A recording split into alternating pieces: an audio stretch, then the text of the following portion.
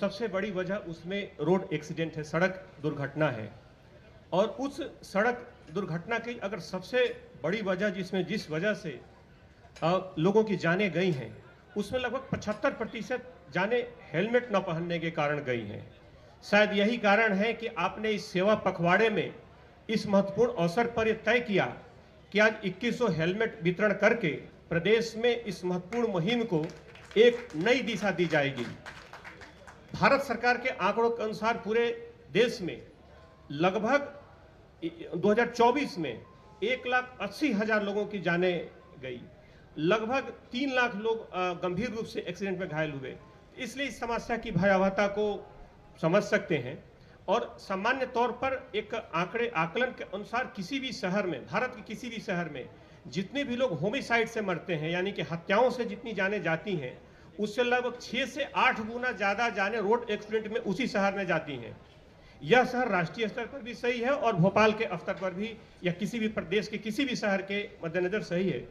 शायद इस गंभीरता को देखते हुए माननीय मुख्यमंत्री महोदय ने ट्रैफिक को लेकर के कई महत्वपूर्ण निर्देश दिए। आपके निर्देशन में पिछले दिनों कई बैठकों का आयोजन हुआ, जिसमें शहर के लगभग 37 चौराहों को चयनित किया गया, जिस पर लेफ्ट टर्न को ठीक किया जाएगा और उसमें उसके लिए नगद जो राशि थी वो स्वीकृत हो चुकी है और उसमें प्रक्रियाधीन है। अगले कुछ दिनों में उसमें काम भी शुरू हो रहा है। सर, इसके साथ साथ लगभग नगर निगम के सहयोग से इसमें शहर के जितने भी इस तरह के चौराहों को अतिक्रमण मुक्त करने की बात हो, या विभिन्न तरह के ट्रांसफार्मर या विभिन्न तरह के जो कारणों से यातायात में बाधक है, उनको दूर करने की प्रक्रिया व्यापक स्तर पर सर आपके निर्देशन में शुरू की जा चुकी है।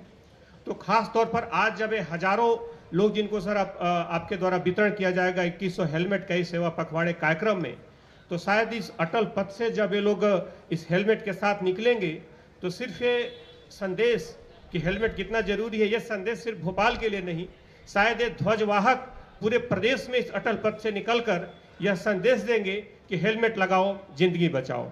बहुत बहुत धन्यवाद।